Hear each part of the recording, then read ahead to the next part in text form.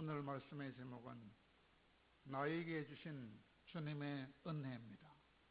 주님이 나를 얼마나 은혜를 주셨는가. 사람들이 흔히 말합니다. 달면 삼키고 쓰면 뱉어버린다. 우선 먹기는 꽃감이 더 달다. 좋은 게 좋다. 이런 말들을 합니다. 이게 무슨 뜻입니까? 사람은 누구나 보기에도 좋고 편하고 즐거운 것을 더 좋아하는 마음이 있다는 것입니다. 다시 말하면 고생스럽고 힘을 내야 하고 오래 참아야 하는 거, 그런 거는 다 안 좋아하는 못된 마음이 우리 속에 다 있다고 하는 것입니다. 그런데 편안하고 쉽고 즐거운 삶이 아니라 보기에도 참으로 안타까운 힘든 그런 삶을 기쁘게 살았던 사람이 있습니다. 그런 많은 사람 중에 가장 훌륭한 한 사람은 사도 바울이었습니다. 사도 바울은 너무나도 험난하고 너무나도 힘이 들고 너무나도 고생스러운 길을 묵묵히 걸어갔던 위대한 사람이었습니다. 그는 이스라엘에 태어난 사람도 아닙니다. 이스라엘에서 멀리 떨어져 있는 터키라는 나라에 그곳에 다소라는 땅에서 태어난 사람입니다. 그 사람이 멀리 떨어져 있는 이스라엘로 와서 또 멀리 떨어져 있는 전 유럽으로까지 다니면서 힘들게 복음을 전했던 사람이었습니다. 이런 사도 바울의 여행은 선교 여행이라 합니다. 놀러 다니는 여행이 아니고 선교 여행이라. 고난과 핍박과 죽음이 도사리고 있었던 험난한 선교지를 마다않고 다닌 사람이었습니다. 그것도 자기 민족이 아니라 다른 민족에게 복음을 전하러 다녔습니다. 다른 민족인 이방인들에게 복음을 전하기 위하여 그렇게 고생하고 고생했습니다. 유대인들은 얼마나 자부심이 강합니까? 우리는 할례받은 거룩한 자들이다. 그러나 한국 사람을 비롯한 모든 이스라엘 사람이 아닌 사람들은 할례를 받지 않았으니 너는 사람이 아니고 개 같은 자들이다. 개 같은 취급을 받는 자들이 이방인 아닙니까? 그런데 그런 개 같은 사람으로 무시하던 그 이방인들을 사랑하여서 그 사람 취급도 못 받는 개 돼지 취급받는 그 사람들의 영혼을 사랑해서 그들의 복음을 전해주기 위하여 고생길을 마다하지 않았던 사람입니다. 그 길은 도대체 얼마나 힘든 길이었겠습니까? 첫째로 너무나도 힘들고 어려운 길이었습니다. 왜냐하면 2000년 전 그때는 지금처럼 교통이 발달하지 않았습니다. 선교 여행을 해도 비행기를 타고 가는 것도 아니고 자가용 승용차를 타고 가는 것도 아니었습니다. 먼 길을 무거운 짐을 지고 걸어서 때로는 제대로 잠도 자지 못하고 먹지도 못하고 사람의 위험과 자연의 위험이 얼마나 많았는지 8가지나 되는 위험이 있었다고 말했습니다. 고린도후서 11장에 보면 여러 번 여행해서 강의 위험과 강도의 위험과 동족의 위험과 이방인의 위험과 시내의 위험과 광야의 위험과 바다의 위험과 거짓 형제 중에 위험을 당했고 수고하고 애쓰고 여러 번 자지도 못하고 줄이며 목마르며 여러 번 굶고 춥고 헐벗었노라. 또한 많은 조롱과 맹대와 핍박을 받았다고 했습니다. 세상은 복음을 전할 때 환영하지 않습니다. 전도지도 그냥 버립니다. 어둠의 세상은 빛을 싫어합니다. 복음에 반대합니다. 전도자들을 핍박합니다. 그래서 바울은 루스드라라는 지방에 가서 전도하다가 돌에 맞아서 죽을 뻔했어요. 돌에 맞아서 의식을 잃어버리게 되자 그들은 죽었다고 판단해서 그 바울을 성 밖으로 내던져버리기도 했습니다. 집을 떠나면 고생이라는 말이 있는 것처럼 사도 바울은 전도 여행을 할 때 잠깐의 여행을 한 것도 아닙니다. 여행의 즐거움을 위하여 한 것도 아닙니다. 복음을 전하되 평생 복음만 전하기 위한 평생 여행을 다닌 것입니다. 평생 고난의 여행을 다닌 것입니다. 그러므로 오랫동안의 여행에서 몸도 지치고 마음도 무거워서 얼마나 힘이 들었는지 상상을 초월할 것입니다. 이만하면 그도 하나님한테 한번 투정이라도 해볼 만하지 않았겠습니까? 하나님, 왜 나에게는 이런 무거운 사명을 주셨어? 평생에 단 한 번도 편안하게 쉬지 못하게 하십니까? 이렇게 많은 고생을 해야만 합니까? 정말로 이제는 나를 좀 쉬게 하여 주시면 안 되겠습니까? 라고 투정이라도 한번 부렸어야 마땅한 일이 아니겠습니까? 그러나 사도 바울은 한 번도 투정하지 않았습니다. 한 번도 불평하지 않았습니다. 그는 고백했습니다. 그의 고백은 정말로 놀랍기만 합니다. 그의 고백은 우리의 예상을 크게 벗어나 있습니다. 뭐라고 고백합니까? 자신의 힘든 인생을 한마디로 나의 힘든 인생은 하나님의 은혜였습니다 라고 고백하고 있습니다. 오늘 본문 9절에서 뭐라고 합니까? 야고보와 게바와 요한도 나에게 주신 은혜를 알므로 나와 악수하였다 라고 말하고 있습니다. 이스라엘에 남아있던 세 명의 지도자가 나 바울에게 주신 하나님의 은혜를 알았으므로 너도 하나님이 사랑하셨구나 하고 악수를 했다고 말합니다. 나에게 주신 은혜 때문에 죽도록 고생하게 하신 것이 하나님인 나에게 주신 은혜라고 한 것입니다.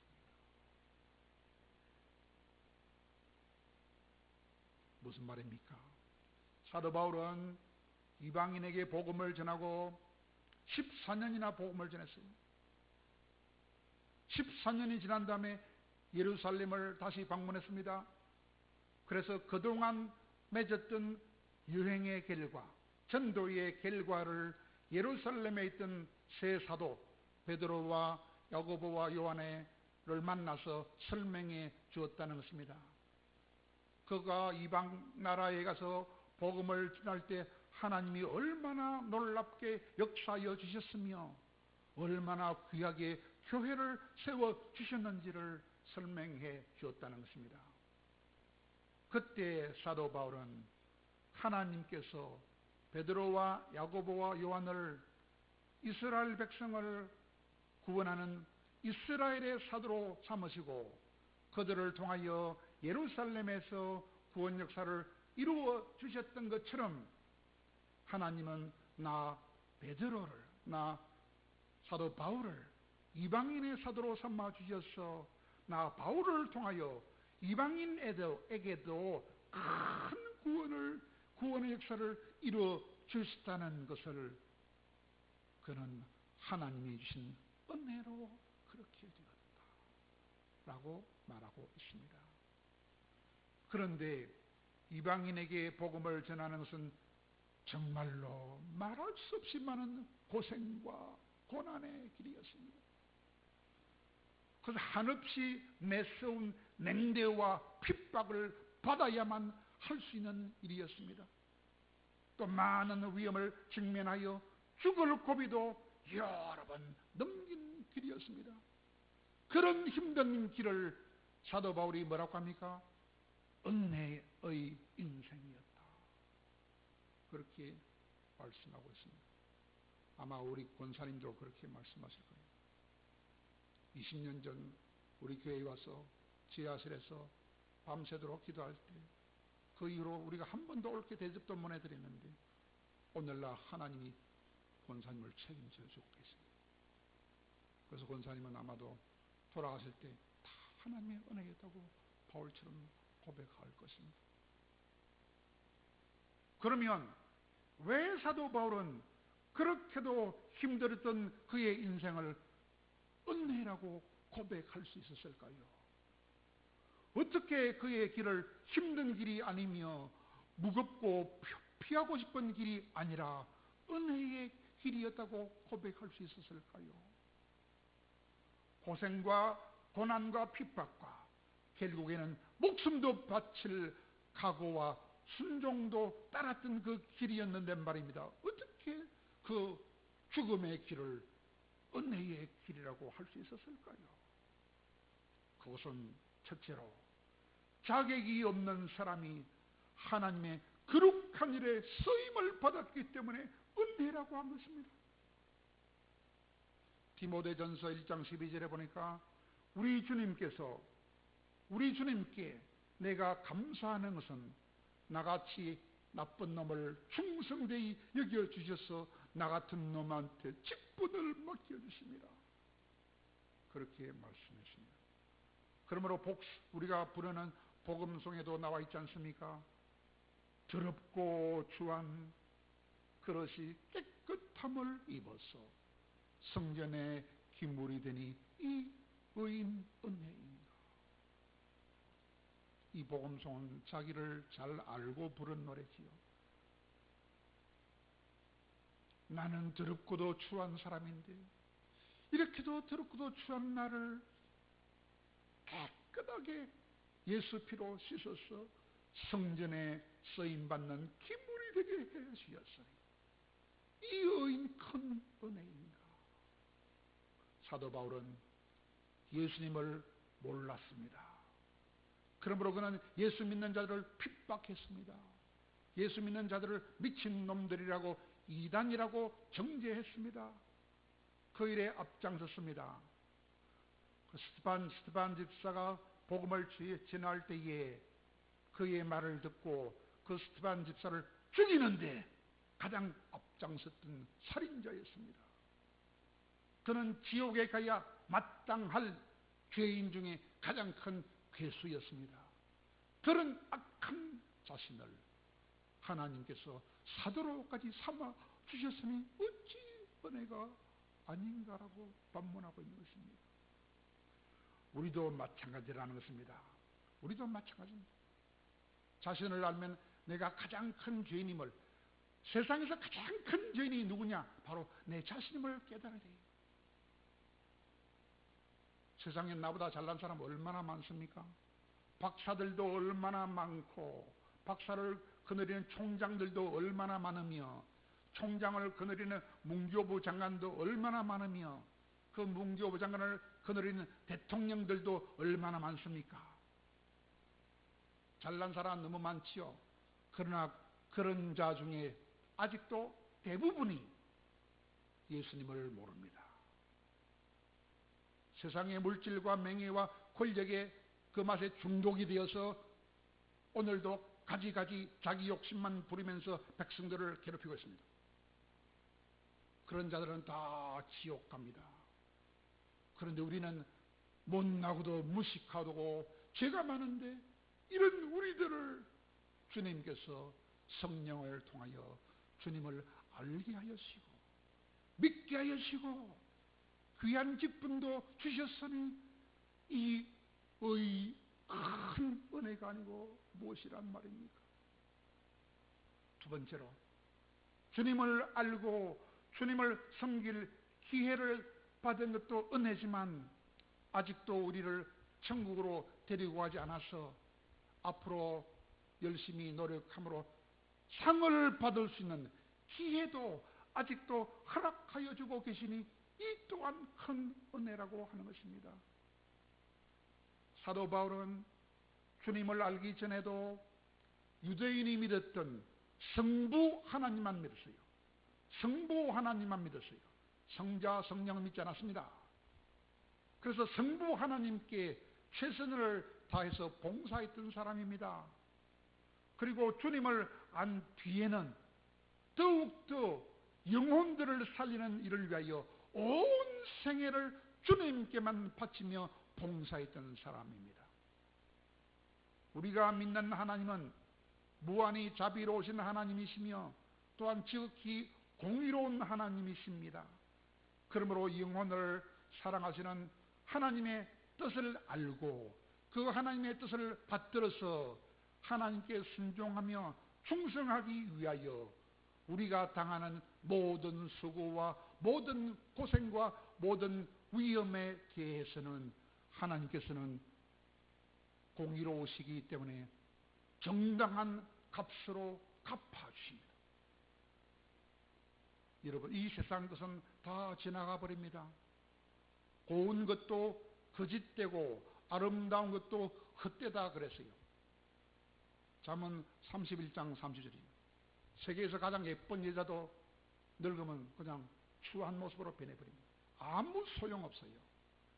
한국에서 가장 예쁜 윤정이도 프랑스에 가서 치매가 걸려서 추한 모습이 되었습니다.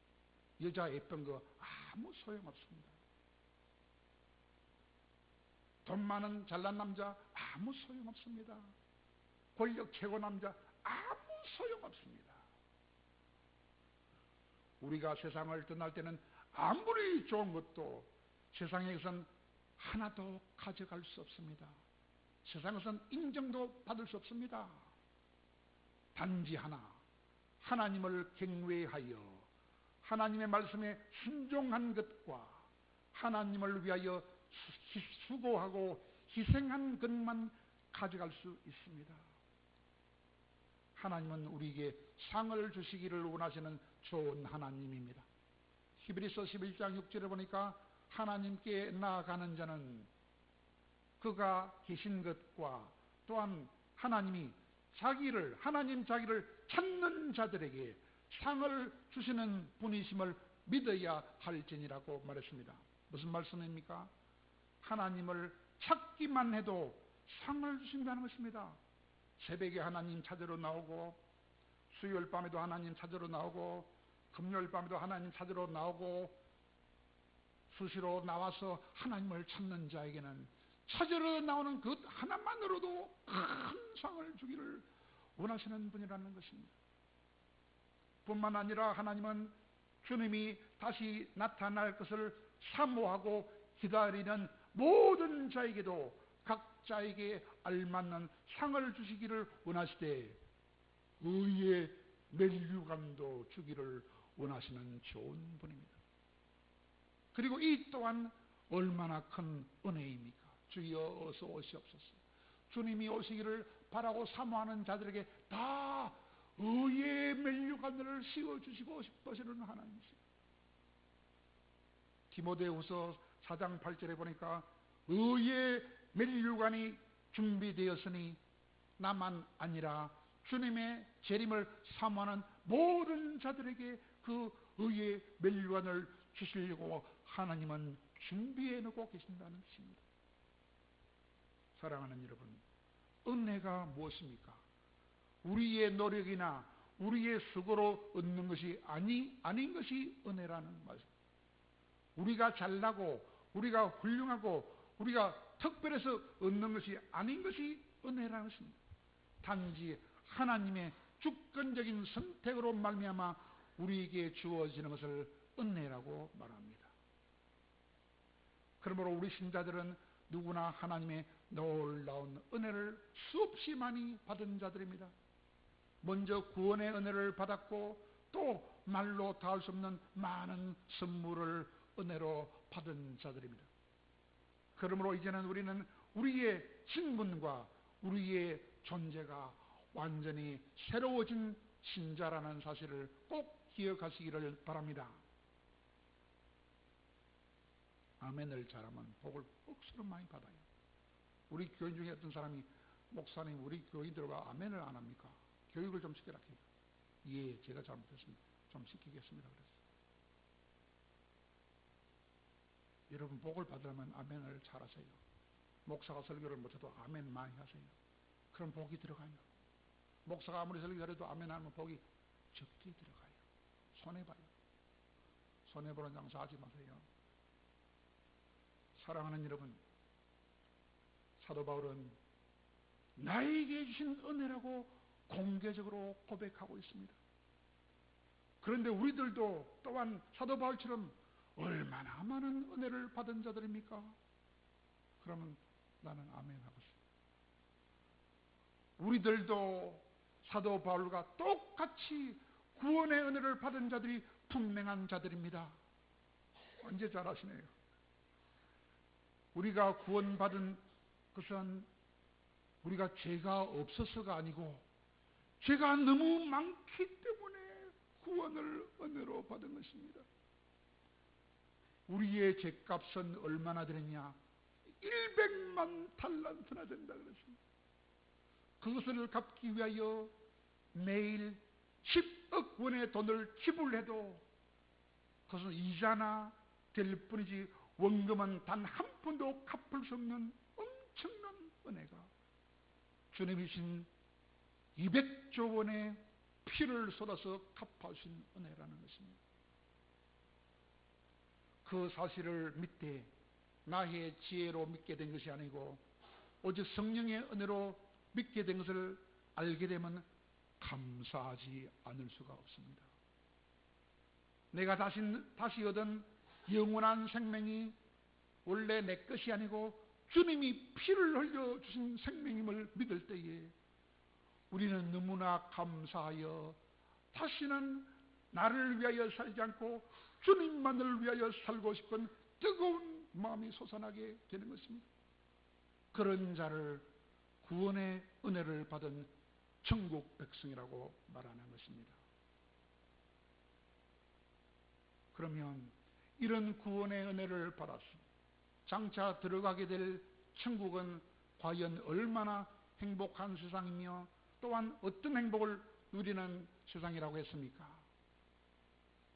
그 천국은 맛있는 것을 먹고 맛있는 것을 마시며 서로 싸우는 그런 것이 아니고 고통이라고는 전혀 없는 기쁨과 평안만 충만하고 충만한 곳이라고 했습니다.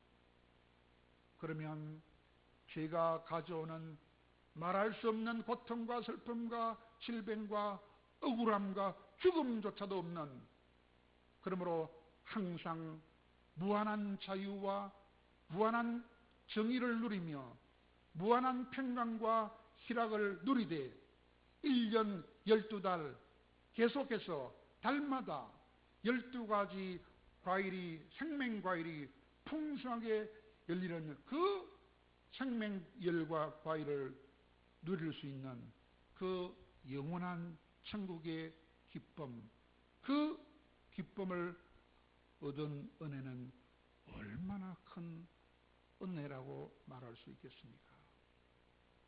또 우리들에게도 놀라운 상을 받을 기회를 주고 계시다니 이 또한 얼마나 큰 은혜입니까?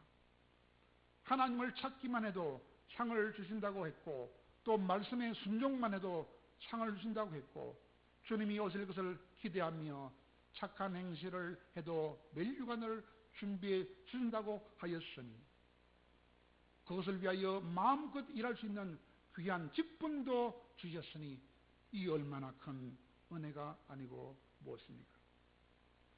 우리에게도 아직도 생명을 연장시켜 주셔서 상 받을 준비를 하게 하시니 이 또한 큰 은혜라고 할 수 있는 것입니다. 우리가 사랑하는 사람을 위하여 어떤 수고를 할 때 기쁜 마음으로 할 수 있지 않습니까? 그런데 우리가 가장 사랑하는 우리 하나님을 위하여 수고할 때는 얼마나 더 기쁜 마음으로 일할 수 있겠습니까? 그것도 우리를 위하여 상을 준비하고 계신 것을 알면 더더욱 기쁘게 수고할 수 있을 것입니다. 지난 주일에 정말 오랜만에 점심 식사를 하고 나서 적시로 교회당 청소를 한 적이 있습니다. 전에는 권사님께서 전담하셨어요. 저 시내에 있을 때. 그때는 좁은 공간인데 그는 혼자서 등도 아프신 분이 한다고 많은 수고를 이옥선 집사님과 함께 했습니다. 거기에 비하면 이는 얼마나 넓은 장소입니까?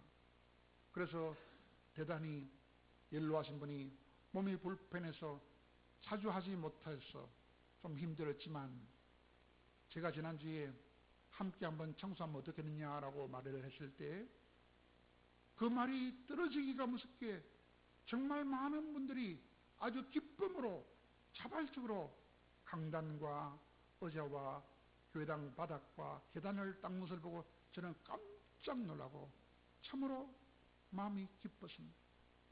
우리 주님도 아마 대단히 기뻐하셨을 것입니다.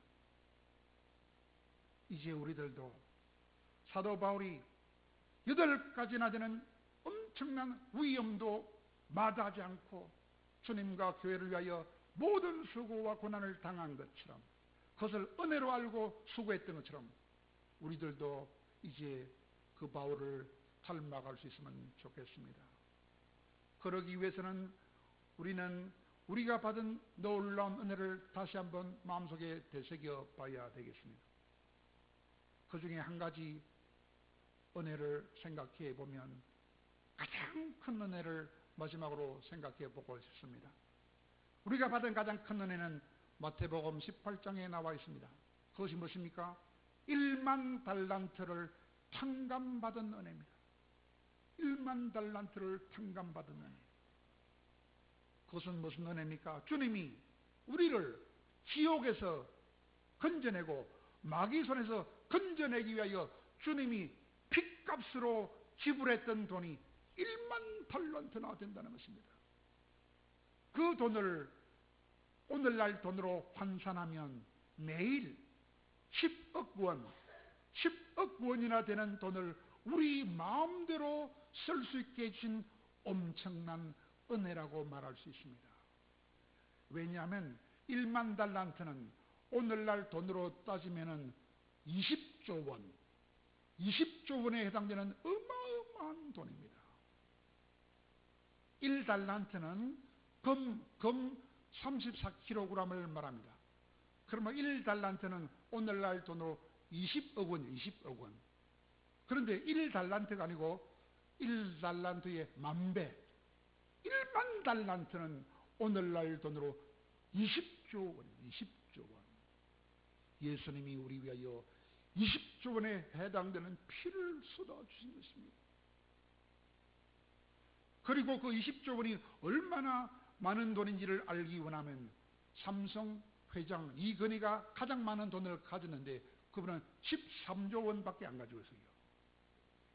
우리는 그보다 7조나 더 많은 20조 원을 주님으로부터 받은 거나 마찬가지입니다. 그 돈을 은행에다가 넣어두면 1년에 이자만 해도 3천억 원이나 되는 이자가 나오는 돈이라고 그래요. 하루로 계산하면 하루에 10억 원이나 되는 이자가 나오는 돈이라고 말입니다. 이런 엄청난 은혜를 우리는 받은 자들입니다. 그러므로 매일 10억 원을 마음대로 써도 되는 그런 엄청난 은혜를 입은 것을 생각한다면 우리는 너무 고맙고 너무 기뻐서 하루에도 300번씩 하하하하 웃으면서 감사하며 기뻐하며 살 수 있다고 하는 것입니다. 아이들은 하루에 300번 웃고 어른은 17번밖에 안 웃는다 하는데 더 큰 은혜를 받은 것을 알게 되면 우리 신자들은 하루에도 너무 좋아서 하하하하 하면서 하루에도 300번이나 웃으면서 주께 감사하며 기쁘게 살 수 있어야 마땅하다고 하는 것입니다. 그런데 이런 은혜를 주셨을 뿐만 아니라 더 또 감사한 것은 하나님은 우리에게 5가지 소원을 가지고 있다 그래요. 첫째 뭐냐? 우리를 자녀로 삼아주고 싶은 소원이 있다 그래요. 자녀로 삼아주고 싶어. 두 번째는 우리에게 건강을 부어주고 싶어하는 소원이 있어요. 다 건강하게 해주려고 그래요. 세 번째는 항상 복을 누리게 해주고 싶어요. 항상 복을 누리게 해주고 싶어요. 네 번째는 우리와 함께 영원토록 왕노릇하게 해주고 싶어 하십니다. 다섯 번째는 불같은 기쁨을 항상 누리도록 해주고 싶어 하십니다. 성령의 근거가 다 있습니다. 그러므로 사랑하는 여러분, 하나님이 우리를 너무너무 사랑하셔서 20조 원이나 해당되는 엄청난 구원의 은혜를 베풀어 주실 뿐만 아니라 하나님을 찾기만 해도 상을 주시고 상을 또 주시고 주님을 위하여 봉사할 때도 의에 멸류관도 주시기 원하시는 그 엄청난 은혜를 더 깊이 알고 더 깊이 알고 더 깊이 알아서 주님을 사랑하고 교회를 더욱더 사랑하고 봉사함으로써 앞으로 많은 상을 받을 수 있는 여러분 모두가 되기를 간절히 바랍니다.